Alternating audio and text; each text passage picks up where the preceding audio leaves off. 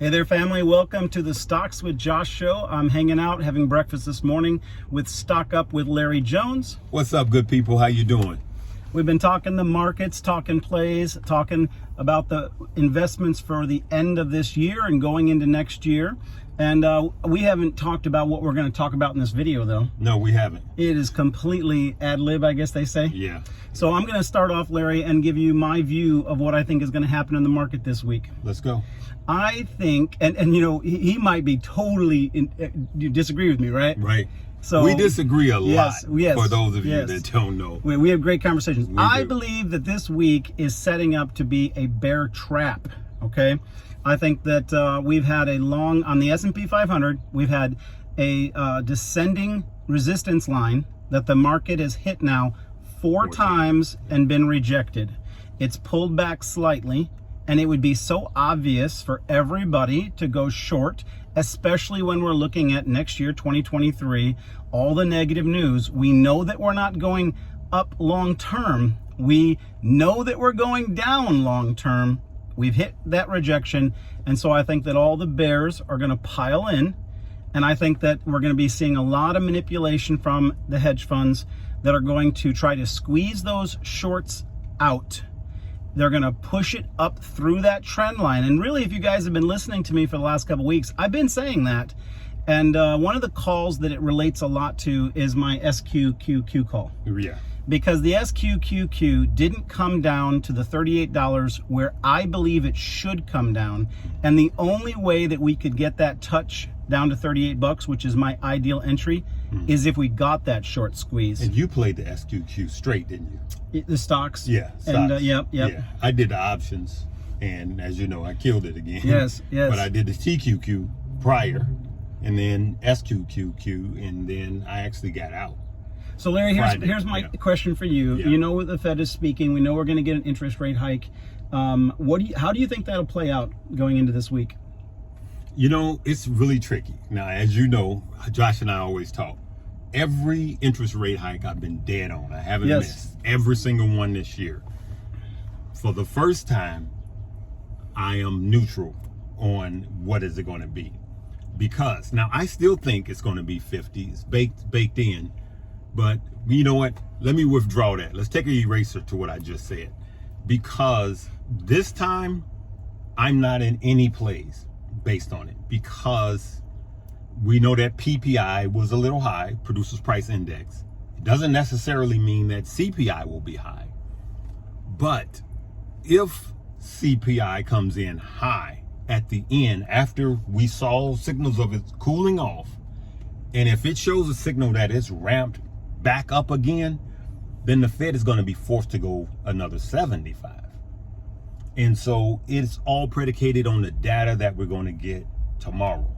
And because of that, because it's so can go either way, I haven't entered into. What do you think about my narrative? I think that we'll get, I'm not sure what the report will be, okay? Right. Let's just say that inflation is higher than the expectation, but we could still say what the market keeps doing every time a data report comes out and it's higher than the expectation, they always still say, but it's lower than the peak. Exactly. And so right away, even though it's not what the market wants, they rationalize it and they say it's no big deal. We're still lower than the peak, so don't worry about it.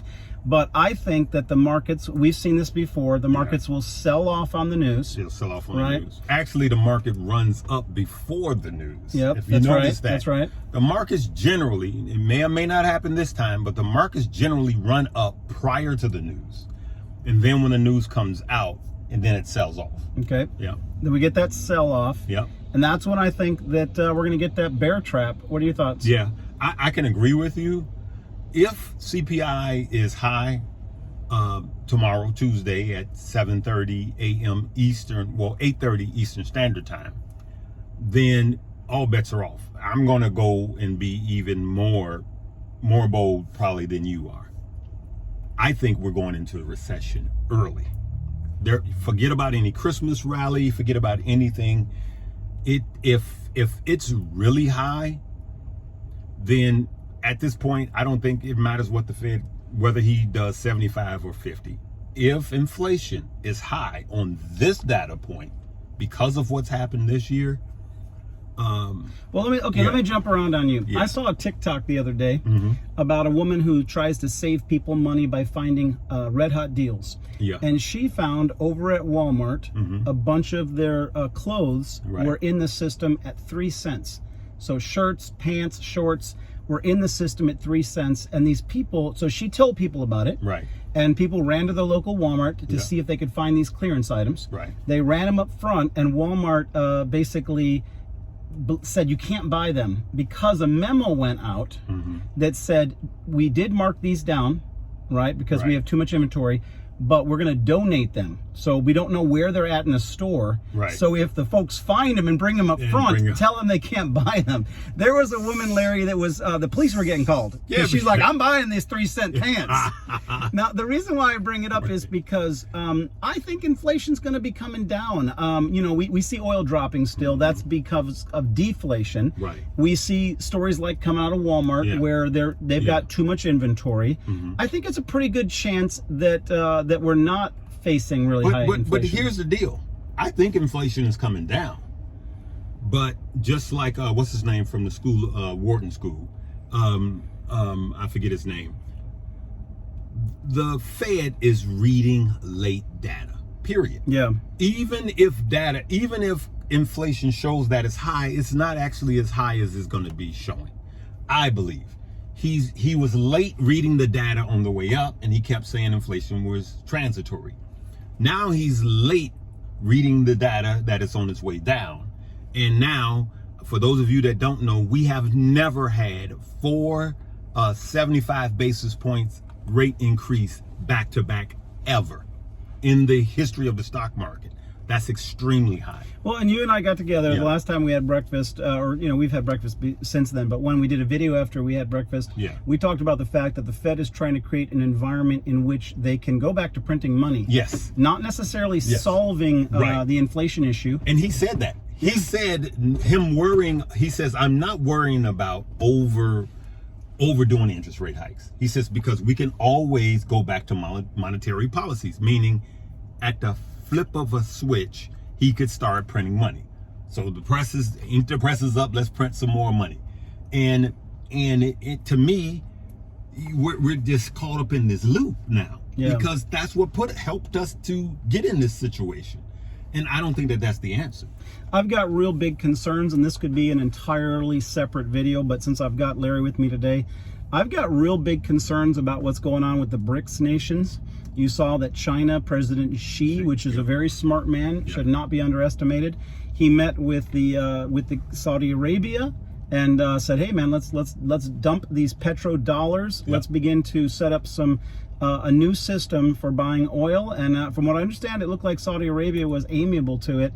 I think that a lot of Americans don't realize just yet what a big impact this could have on our debt problem. Right. It's a change that nobody's really seen coming. And I would say this is really off the point, but we need to make sure that we've got political leadership that is taking it really seriously and dealing with it. What are your thoughts on that? I agree with you. Unfortunately, we got weak political leadership right now. We know that. Financially and fiscally, we have very poor leadership. And we haven't done the right thing, and I think we will continue to not do the right thing. Larry, thinking about leadership, thinking about poor leadership, my mind immediately went to Gensler and the SEC. Oh my goodness. Let's talk about crypto for a minute. Yeah. I guess that lawsuit, I'm all over the place, but that lawsuit on Kim Kardashian got dropped. I didn't hear that. Yeah. It got I don't know. Paid it. It got settled. It got settled. She paid $100 million. I mean, not $100 million. I'm sorry. She paid. Didn't she pay $1 million? Yeah, she paid like $1 million. Fine. $1 million fine, and she only got paid $300,000 to do it, but then she paid $1 million fine. Yeah. But it just reminds me that. So did they drop it because she paid the fine, or they just dropped it? I didn't read the full details. It popped up on my news story, but what it reminded me of, Larry, was that those are the type of things that Gensler was hanging his hat on. hanging his hat on lawsuits with Kim Kardashian Instead of fixing the real problem. while exchanges Yes. were taking in billions of dollars. Yep. And I'm thinking, you know what? I don't really, if Kim gets one over on me, Yeah. I can live with that. But don't take, my Yeah. deposits from my Coinbase or my, Yeah. KuCoin And- or my FTX account. And why are they continuing the battle? Yeah, they're wasting time with XRP, Yeah. and they're. But okay, and this is one thing I want to touch base with, Yeah. Larry. You and I both been big Matic buyers, Yeah. big Polygon Matic buyers, and from the time the market has fallen, crypto's fallen. There's been a lot of headwind on crypto, but Matic's up to 99 cents. Yeah, It is still strong. massively strong. Yeah. And where do you think, and I know that maybe it's early to talk about crypto. I did a video yesterday talking about Bitcoin. Get ready, because here's where we're gonna separate. I did a video yesterday talking about the crypto miner capitulation. Yeah. It always signals a turning point in the bear winter, and we had significant crypto miner capitulation. Right. They can't afford to do the processing on Bitcoin. The way that Bitcoin works is that when miners fall off, Absolutely. the miners that remain get Yep, more profitable. more profitable. It enables Yep. them to stay. Yeah. But there's always that turning point. So Right. one of the points I'm making is that even though Bitcoin itself has come down around 77% or so, 80%, you've got Polygon Matic up 200%. And so here's a question I get a lot. I'm going to pick your brain on it, okay? A lot of people say, Josh, if we have a recession in 2023, why buy anything right now?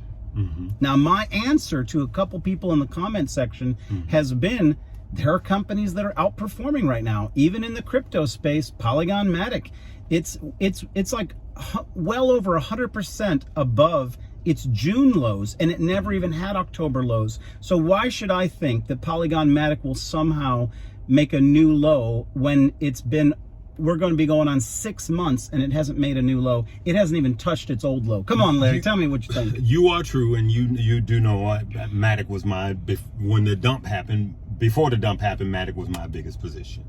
I do know that. I'm actually with the group that says there's a lower dump coming. I believe that there's a lower dump coming in all of crypto. And this is not the performance of Matic, but all of crypto. I believe that Bitcoin will get to the 14 area, and whether it be a flash crash or whatever, just think, if the recession happens in Q1, right? Let's say Q1, the recession happens. January, February, March, right? And we sell off, and the S&P gets down to 30, right? What do you think is going to happen to crypto? What do you think people are going to do with their money?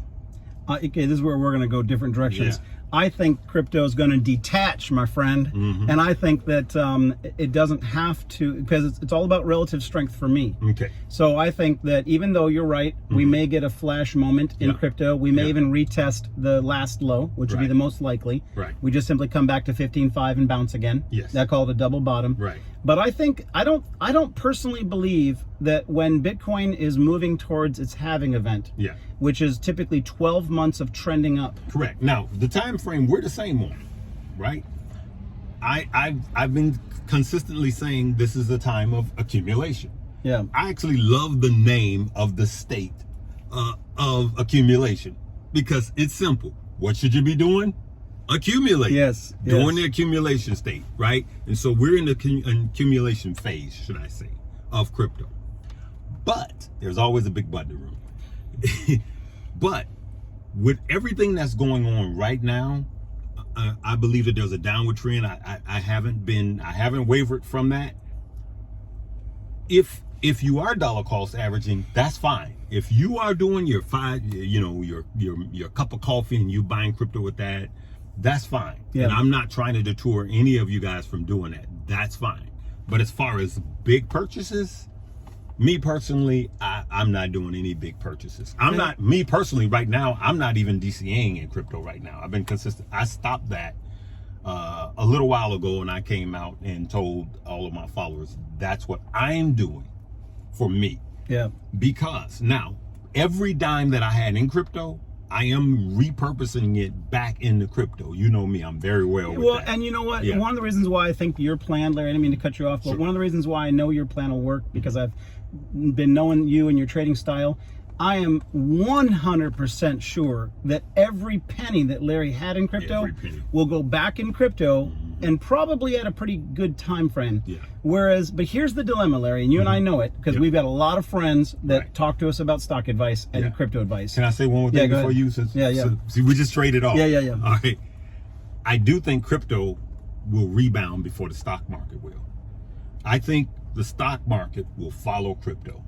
I think that crypto people will start to put their money back into crypto first, I agree with you. and then the stock market. So we're close. We're closer than we Yeah. Well, I just think that there's a lot of people that are less fluid than Larry, who are just going to view it more black and white, and they're going to stop investing and then really not get back into it at the timing that he'll get back into it. And that'll be a mistake. And it'd be a big mistake because they'll lose out. Yeah. And I personally believe the first 6 months. I believe me personally, remember, anything I say is not a suggestion for you to buy, hold, or sell. I plan on having most of my money into crypto within the first 6 months of 2023. I personally we're on the exact plan on I have having been the lion's DCAing. share. I've been DCAing weekly my top 10. Yeah. And I'm happy that I've done it, and I'm going to do it more in the next 6 months. So we're on the same page there. Hey, if you are new to the page and you're looking for daily crypto and stock direction, I'm giving that every day. Hit the like, the subscribe, and the notification bell. There's also 2 links in the description of the video. One is for Moomoo, and they're giving away 20 stocks. It's a holiday Christmas end of year offer. 20. And there's also free stocks with Webull. Did you have anything you wanted to add, Larry? No, this is a good, a good conversation. We probably need to do these maybe like once a month. Everybody keeps saying, "Why don't y'all do that more?" We should do these once a month. Yeah. I enjoy it. I enjoy it. Yeah, Well, yeah. all right. We'll call it in the car series or something like that. Yeah. Our breakfast meetings. There you go. Hey, I'm interested in reading the comments and seeing what the good people think about timing, getting into crypto and that type of deal. Yeah, please do. So yeah, let me know what you guys are doing in the comment section with your crypto money and what your top crypto picks have been. I've shared my top crypto picks, and so far they're actually showing good relative strength. And so let me know what you guys like out of those. Can I ask you a question? Yes. In front of the good people before you go? What do you think short term is going to happen to the stock market? Like, I think we're going to see, that was saying a bear trap. I think we're going to break that descending resistance line on the S&P 500. I think we're going to see a break above it. If you go back in history, there was a break beneath it. So I think it's too predictable right now that the markets would just hit it and go down. The market's never that easy. I think the hedge funds are going to bring some insane volume in a very short amount of time to squeeze people out of their short positions and their puts. All right, then they're gonna drive it up, and then they're gonna turn right around and drive it down. And I'm gonna wait for them to drive it up before I enter my puts and my short positions and bigger positions on the SQQQ. I play those daily in small ways, but I'm gonna go big when I see it. When I see that movement. And you know what? I could be wrong. It could just break down from here, and that just would mean that the market was weaker than I had conceived it, and it would be scary. If we broke down from here, that would mean that we are really going down. Yes. But I think that I think we have some good news still in the market. We have some strength in the market, and that's the reason why we don't go straight down. I think that we have to let it play out. It takes time. The market never goes straight up or straight down. Correct. It just does levels by levels, and I don't think we've done the last level up. That's my personal opinion. That's a good one. That's a good opinion, man. Maybe one day we should talk about, like, we know big money is cashed up. Yes, We should do a video on why they do what they do.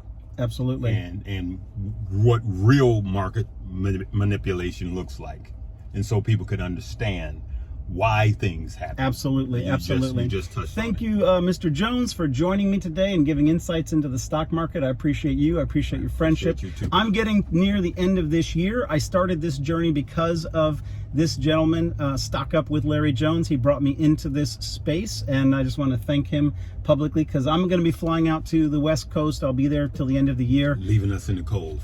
Leaving us in the cold.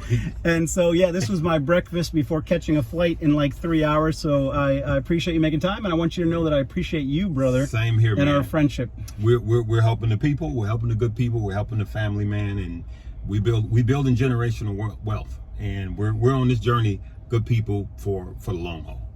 Well, on that note, you want to say anything? You want to sign off? Live, love, laugh, and learn. Peace and blessings, my friends. Take care.